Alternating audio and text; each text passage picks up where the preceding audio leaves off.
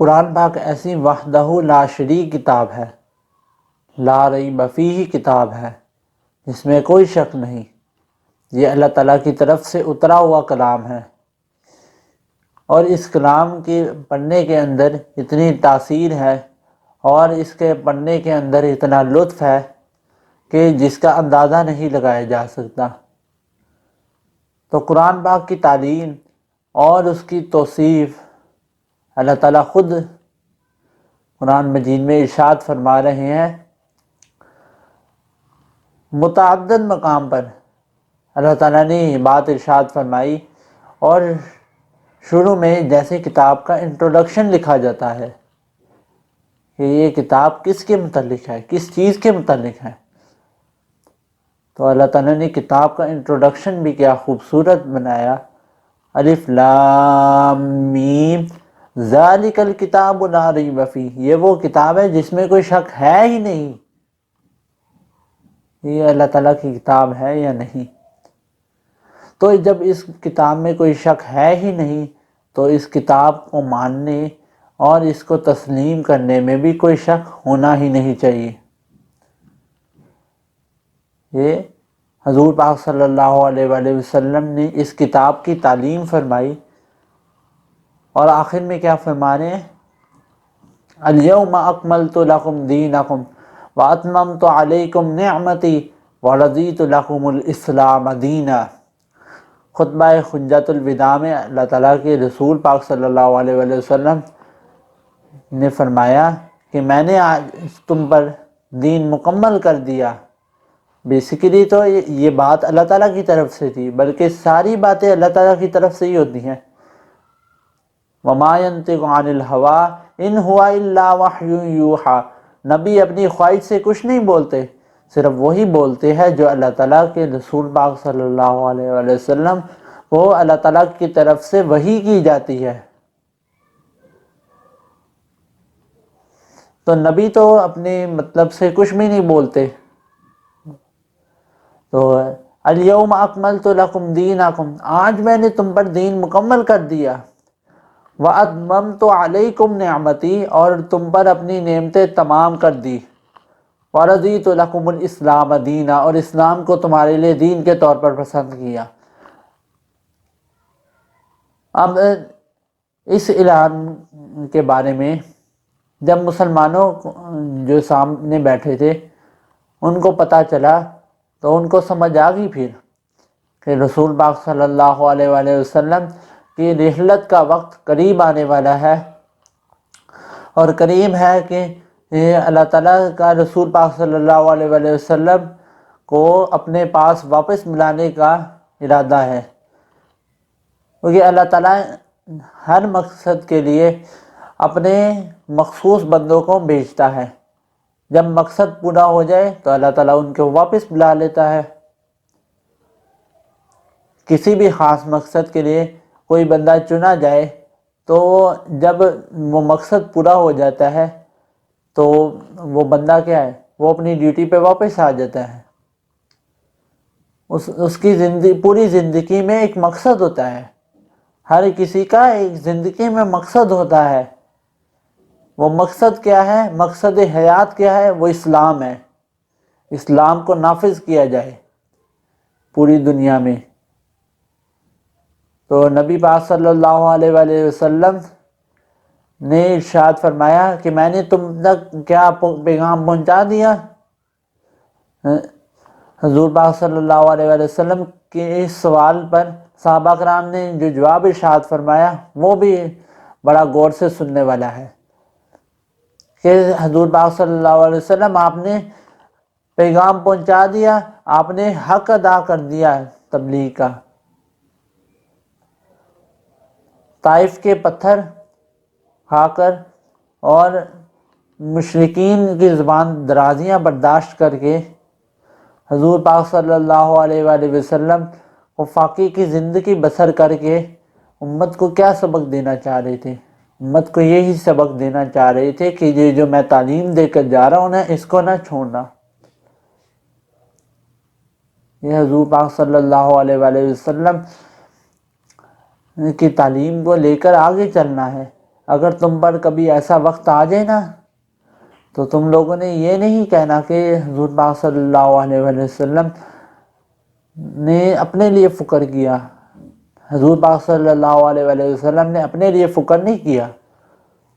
غزوہ احزاب کے موقع پر صحابی نے دکھایا کہ یا رسول اللہ صلی اللہ علیہ وسلم میں نے ایک پتھر باندھا ہوا ہے، تو حضور پاک صلی اللہ علیہ وآلہ وسلم نے اپنی چادر ہٹائی اور صحابی نے دیکھا کہ حضور نے 2 پتھر اپنے پیٹ مبارک پر باندھے ہوئے ہیں۔ یہ وہی تو رسول ہے، لَقَدْ جَاءَكُمْ رَسُولٌ مِّنْ أَنفُسِكُمْ عَزِيزٌ عَلَيْهِ مَا عَنِتُّمْ حَرِيصٌ۔ یہ وہی تو رسول ہے کہ جن کا تم پر مشقت میں پڑنا بہت گراں گزرتا ہے۔ تو جب حضور پاک صلی اللہ علیہ وآلہ وسلم کا پیغام ہم تک پہنچتا ہے تو حضور پاک صلی اللہ علیہ وآلہ وسلم کے اس احکام کو مد نظر رکھتے ہوئے ہمیں حضور پاک صلی اللہ علیہ وآلہ وسلم کے احکامات کی پیروی کرنی چاہیے۔ حضور جو احکام فرما دیں، اللہ تعالیٰ کی طرف سے جو احکام آ جائے وہی دین ہے، تو ہم اپنے سے بڑھ کر اس کے مطلب تھوڑی نکالیں گے، وہی چیز ہم کریں گے جو حضور پاک صلی اللہ علیہ وآلہ وسلم نے ارشاد فرمائی ہوگی، کیونکہ حضور پاک صلی اللہ علیہ وآلہ وسلم پر اللہ تعالیٰ نے قرآن مجید کیوں نازل فرمایا؟ حضور پاک صلی اللہ علیہ وآلہ وسلم پر کیوں قرآن مجید نازل فرمایا؟ باقی صحیفے تو آسمان سے ویسے ہی اترتے رہے تھے، تورات ویسے اتری، زبور ویسے اتری، انجیل ویسے اتری، تو حضور پاک صلی اللہ علیہ وآلہ وسلم پر یہ کلام اس وجہ سے نازل فرمایا کیونکہ یہ اللہ تعالیٰ کا اتنا بھاری اور اتنا تاثیر والا کلام تھا باقی کلاموں کی نسبت، کہ اس کو جو اللہ تعالیٰ کے مخصوص فرشتے تھے ان میں سے بھی اللہ تعالیٰ نے حضرت جبرائیل علیہ السلام کی ڈیوٹی لگائی، کیونکہ یہ اگر کسی پہاڑ پر نازل کیا جاتا تو پہاڑ ریزہ ریزہ ہوتا۔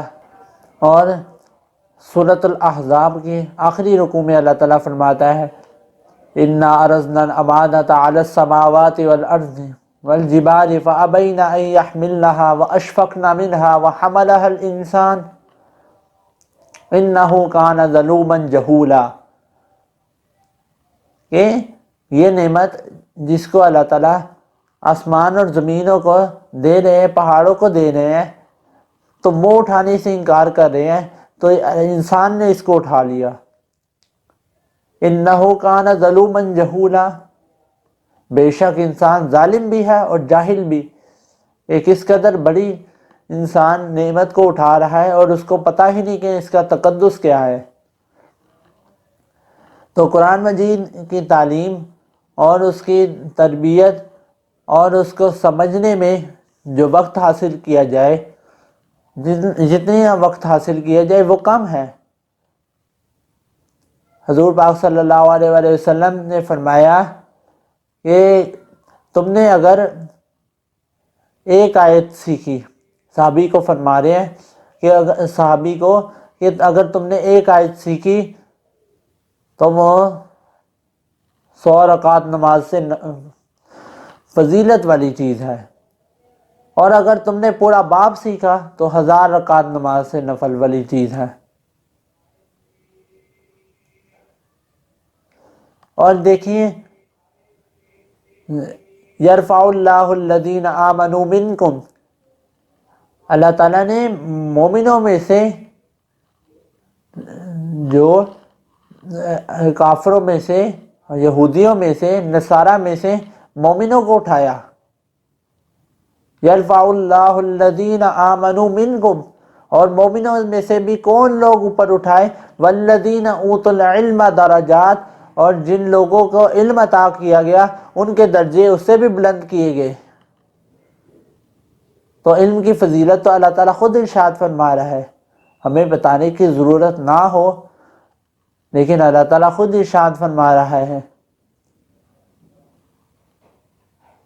سورہ بقرہ، سورہ آل عمران، یہ ایسی صورتیں ہیں کہ ان کو پڑھنے سے لوگ کہتے ہیں کہ رزق کے مسائل ہیں تو فلانے بابے کے پاس چلا جائے، فلانے پیر کے پاس چلا جائے، گھر میں بے برکتی ہے، گھر میں لڑائیاں پڑتی ہیں، وہ کیوں پڑتی ہے؟ کبھی سوچا ہے کہ گھر میں لڑائیاں، گھر میں بے برکتی کیوں ہوتی ہے؟ کیونکہ ایک تو گھر میں لڑائیاں، مین وجہ کیا ہے اس میں؟ گھر میں بلائیں کیوں آتی ہیں؟ جبکہ اللہ تعالیٰ کے حبیب صلی اللہ علیہ وآلہ وسلم نے ارشاد فرمایا قرآن پاک کی تلاوت کیا کرو، بے شک شیطان اس گھر میں داخل نہیں ہوتا جس میں سورہ بقرہ اور سورہ آل عمران کی تلاوت کی جائے۔ تو پھر بھی ہم اس حکم کو ٹھکرا دیں اور قرآن پاک کو سائڈ پہ رکھیں اور یہ کہیں کہ ہمارے گھر میں مسائل ہیں، ہمارے گھر میں بے برکتی ہے، وہ کس وجہ سے ہے؟ آپ نے قرآن پاک کو دور کر دیا اپنے سے۔ حضرت جبرائیل علیہ السلام حضور پاک صلی اللہ علیہ وآلہ وسلم کو تعلیم فرما رہے ہیں کہ یا رسول اللہ صلی اللہ علیہ وآلہ وسلم، ان قریب زمانے میں بہت سے فتنے آئیں گے، فتنوں کا نزول ہوگا۔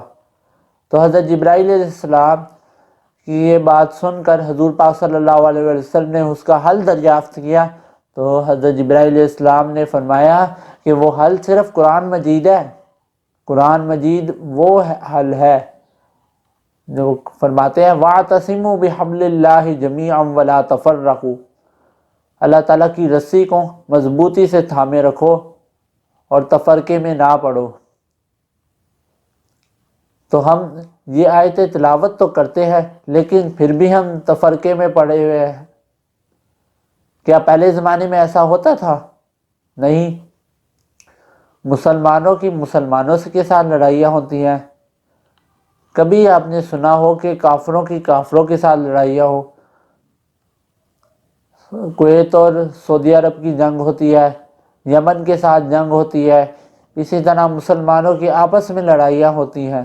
علامہ اقبال اسی وجہ سے تو فرماتے ہیں تمہیں اپنے آبا سے کوئی نسبت ہو نہیں سکتی کہ تو گفتار وہ کردار، تو ثابت وہ سیارہ، کہ تم لوگ صرف باتیں کرنے والے لوگ ہو، عمل کی تمہارے اندر بہت کمی ہے، بلکہ ہے ہی نہیں عمل،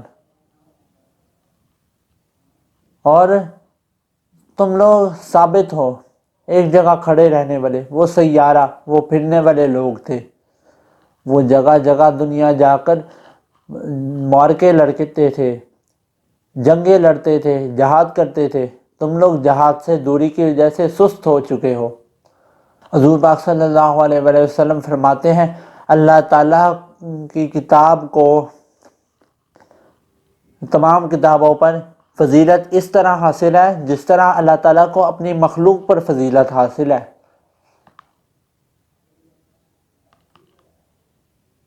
اور یہ دیکھیے میری بات سنیں، قرآن پاک وہ کتاب ہے جس پر آپ پڑھنے سے معاوضہ نہیں لے سکتے۔ قرآن پاک تمام علوم کا مجموعہ ہے، تبیان لکل شیء ہے، اس میں ہر چیز کا بیان ہے۔ اللہ تعالیٰ فرما رہے ہیں، اور حضور پاک صلی اللہ علیہ وآلہ وسلم کو یوں نازل فرمایا، یہ سورہ آل عمران میں اللہ تعالیٰ فرماتے ہیں لِتُبَيِّنَ لِلنَّاسِ مَا نُزِّلَ إِلَيْهِمْ، کہ جو تم لوگوں پر یہ کلام پاک نازل کیا گیا ہے تو تم لوگوں کا ایک ٹیچر بھی تو ہونا چاہیے جو اس کلام پاک کو تم لوگوں کو پڑھ کے سنائے، اس میں سے تم لوگوں کو بتائے کہ اس آیت کا یہ مفہوم ہے، اس آیت کا یہ مفہوم ہے، اس آیت کے بارے میں اللہ تعالیٰ یہ فرما رہے ہیں۔ کیونکہ اگر تم لوگ خود پڑھنے لگو تو تم لوگ گمراہی کے راستے پر چل پڑو گے۔ اللہ تعالیٰ کو کیا ضرورت تھی کہ ٹیچر بھیجتے؟ وہ پچھلی امتوں کی طرح بھی تو کر سکتے تھے کہ کلام پاک نازل کر دیا ہوتا کسی جگہ پہ، کسی کوہ طور پر یا کسی پہاڑ پر نازل کر دیا ہوتا، اور جا کے امت کو جا کے کہہ دیا ہوتا یہ کتاب ہے تم اس کو پڑھا کرو۔ نہیں، اس کتاب کے اندر نور ہے، ہدایت ہے۔ ہم کلام پاک کی فضیلت دیکھیں اور یہ دیکھیں کہ ہم نے اس کو کس طرح اپنے سے دور کر دیا، اور ہم پیروں بابوں پر جا کر، جعلی پیروں بابوں پر جا کر ہزاروں لاکھوں روپے لگا دیتے ہیں اور ان کی فرمائشیں پوری کرتے ہیں۔ اور اگر ہم نے قرآن پاک کو دور کر دیا، اس وجہ سے ہم پر مصیبتیں نازل ہوئی، اسلام کو ہم نے دور کر دیا، قرآن پاک ہمارے گھروں پر گرد آلود ہو چکے ہیں، پتہ نہیں کتنے کتنے صدیوں سے ہم نے وہ قرآن پاک کھولے ہی نہیں ہوئی۔ کسی دوست کو آپ میسج کریں نا تو آپ کو انتظار رہتا ہے کہ کب اس کا جواب آئے، کب اس کا جواب آئے۔ آپ کتنی بار فون کھولیں گے، چیک کریں گے کہ اس کا جواب آیا ہے یا نہیں۔ کبھی آپ نے سوچا ہے کہ اللہ تعالیٰ سے بات کریں اور اللہ تعالیٰ کا فوراً جواب دے گا آپ کو۔ اللہ تعالیٰ سے بات کریں، اللہ تعالیٰ آپ سے بات کرے گا۔ حضرت علی فرماتے ہیں جب میرا دل کرتا ہے کہ میں اللہ تعالیٰ سے کلام کروں تو میں نماز پڑھتا ہوں، اور جب میرا دل کرتا ہے کہ اللہ مجھ سے کلام کرے تو میں اللہ تعالیٰ کی کتاب پڑھتا ہوں۔ تو اللہ تعالیٰ کی کتاب میں سارے علوموں کا بیان ہے، اس کو چیدہ چیدہ پڑھنے کی ضرورت ہے۔ ہم کیا پڑھیں گے؟ حضرت عمر فاروق فرماتے ہیں مجھے 12 سال لگے تھے اس کلام پاک کی سورہ بقرہ پڑھنے میں۔ سورہ بقرہ اس طرح پڑھنے میں نہیں جس طرح ہم پڑھتے ہیں، تمام مضامین، ایک ایک آیت سے کتنے کتنے مسئلے، کتنے کتنے مضامین نکلتے ہیں، ان سب کا بیان اس کے اندر موجود ہے۔ اور حضرت عبداللہ بن عمر، وہ بھی فقیہ صحابہ میں سے ان کا شمار تھا، وہ کہتے ہیں مجھے 8 سال لگے تھے اس کی تعلیم و تربیت، اس کو پڑھنے، اس کو سمجھنے میں، صرف سورہ بقرہ کے مضامین کو سمجھنے میں۔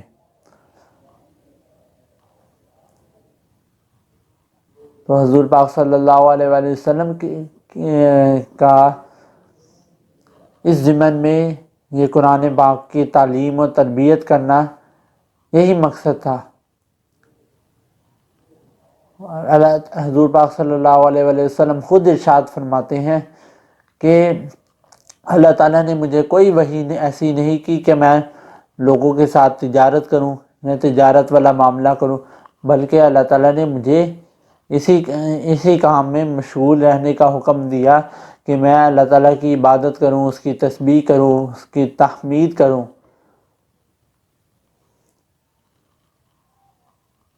اور حضور پاک صلی اللہ علیہ وآلہ وسلم چونکہ ہمارے لیے ٹیچر بنا کر بھیجے گئے، انما بعثت معلما، حضور پاک صلی اللہ علیہ وآلہ وسلم ٹیچر بنا کر بھیجے گئے، اس لیے حضور پاک صلی اللہ علیہ وآلہ وسلم نے کتابوں سے جڑنے کا حکم دیا ہے۔ یہ دنیا کی فضولیات سے جڑنے کا نہیں، کتابوں سے جڑنے کا۔ اور کتابوں سے ہم کیسے جڑیں گے؟ جب حضور پاک صلی اللہ علیہ وآلہ وسلم کہ محبت ہمارے دل میں ہوگی۔ وہ کیسے آئے گی؟ وہ آئے گی حضور پاک صلی اللہ علیہ وسلم کی احادیث مبارکہ پڑھنے سے، حضور پاک صلی اللہ علیہ وسلم کی احادیث مبارکہ پڑھنے سے آئے گی۔ ورنہ اگر آپ نہیں مانیں گے، اللہ تعالیٰ کا حکم نہیں مانیں گے، تو اللہ تعالیٰ اور اس کے رسول کو کیا نقصان پہنچا دیں گے؟ کچھ بھی نہیں۔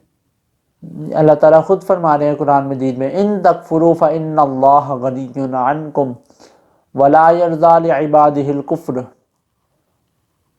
اب ہر جگہ کفر کا مطلب یہ نہیں ہوتا کہ پورا اسلام سے خارج ہو جانے والے کوئی کفر کہتے ہیں۔ اللہ تعالیٰ کی کسی بات کا بھی انکار کفر ہی ہوتا ہے۔ اللہ تعالیٰ قرآن مجید میں ارشاد فرما رہا ہے کہ میرا شکر کرو اور کفر نہ کرو، اشکروا لی، میرا شکر کرو، ولا تکفرون، اور کفر نہ کرو۔ اب قرآن مجید کو پڑھنے پڑھانے کے لیے بیسیکلی یہ بات ذہن میں رکھنی چاہیے کہ یہ کام دنیا کے لیے نہیں ہونا چاہیے۔ حضور پاک صلی اللہ علیہ وآلہ وسلم ارشاد فرماتے ہیں کہ جو شخص دنیا کے لیے قرآن مجید پڑھتا ہے نا، دکھلاوے کے لیے کیا گیا کوئی بھی کام ہو وہ ضائع ہی ہے۔ دکھلاوے کے لیے قرآن مجید پڑھتا ہے نا تو قیامت کے دن اس طرح آئے گا کہ اس کے جو جسم پر کوئی بھی بوٹی نہیں ہوگی۔ اور حضور پاک صلی اللہ علیہ وآلہ وسلم نے ارشاد فرمایا کہ ہم میں سے عربی اور عجمی لوگ بھی ہیں، تو عنقریب ایسا زمانہ آئے گا کہ ایسے لوگ آئیں گے جو قرآن مجید کے لفظوں کو اس طرح سیدھا کریں گے جیسے تیر سیدھا ہوتا ہے، اور ایک ایک لفظ کو درست کرنے میں گھنٹوں گھنٹوں خرچ کریں گے، ایک ایک لفظ کو درست کرنے میں گھنٹوں گھنٹوں خرچ کریں گے، اور مخارج کے بڑا لطف اندوز ہو کر اس کو پڑھیں گے، مخارج سے بڑے دھیان سے پڑھیں گے، اور یہ سب دنیا کے لیے ہوگا تاکہ لوگ عش عش کریں اور ان پر پیسے نشاور کریں۔ تو ایسے لوگوں کا بھی کوئی فائدہ نہیں۔ اب حضرت محمد صلی اللہ علیہ وآلہ وسلم کے زمانے میں ابی بن کعب،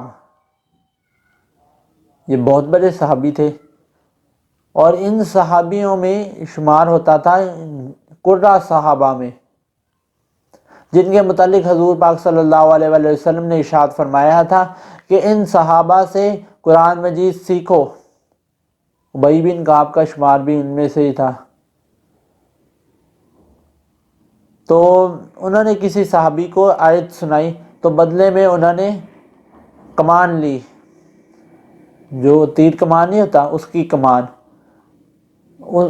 صحابی نے نہیں مطالبہ کیا، ابی بن کعب نے نہیں مطالبہ کیا، اس صحابی نے اپنی خوشی سے وہ کمان ان کو دے دی، تو ابی بن کعب نے وہ کمان لے لی۔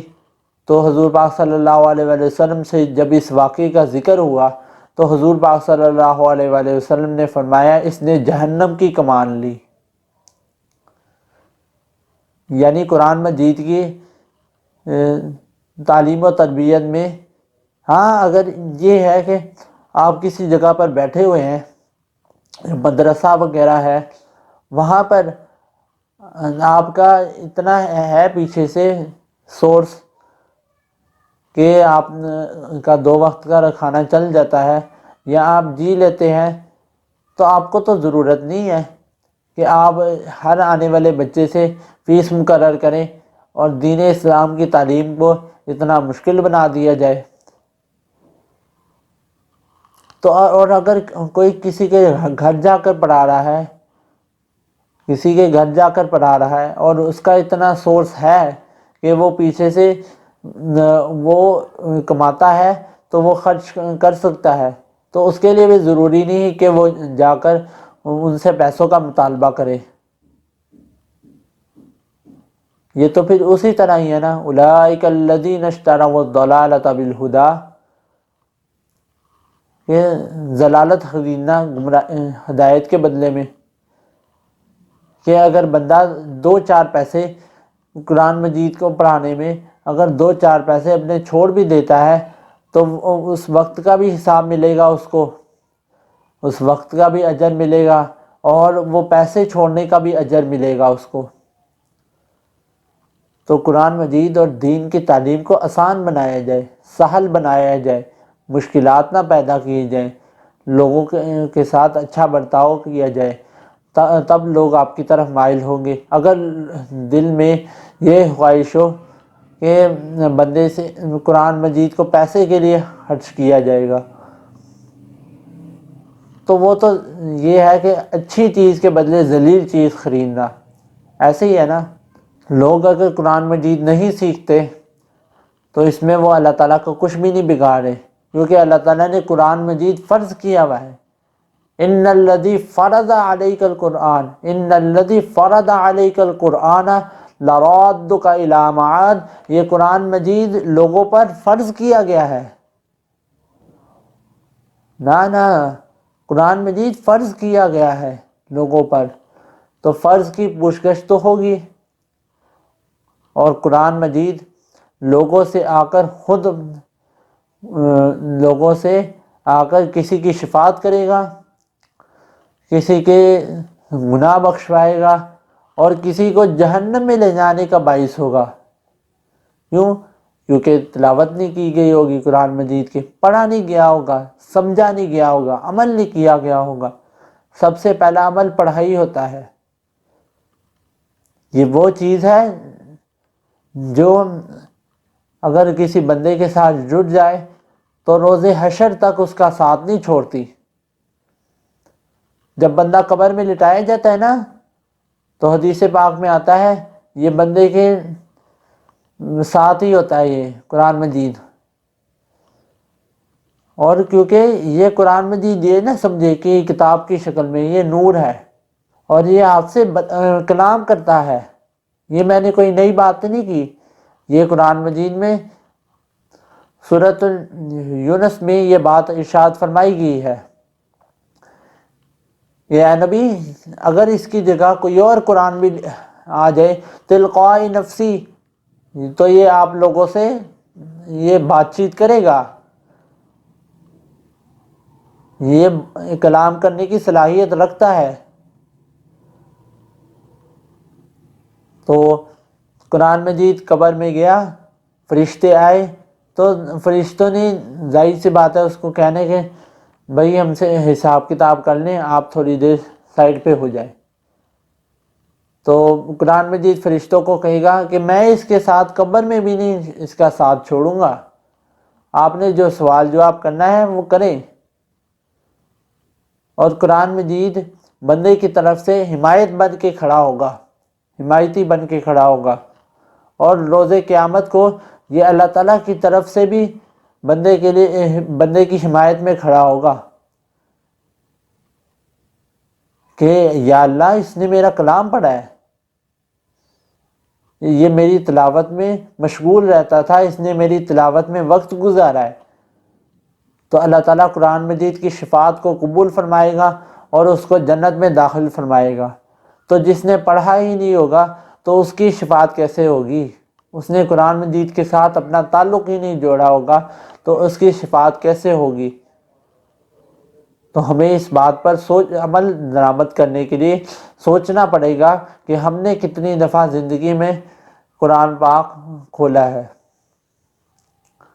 اسی طرح آخر میں ایک اور حدیث پاک عرض کرتا چلوں کہ حضور پاک صلی اللہ علیہ وآلہ وسلم نے صحابی نے حضور پاک صلی اللہ علیہ وآلہ وسلم سے پوچھا کہ یا رسول اللہ صلی اللہ علیہ وآلہ وسلم بہترین عمل کون سا ہے؟ تو حضور پاک صلی اللہ علیہ وآلہ وسلم نے فرمایا حال مرتحل۔ تو صحابیوں نے عرض کیا یا رسول اللہ صلی اللہ علیہ وآلہ وسلم یہ حال مرتحل کیا ہے؟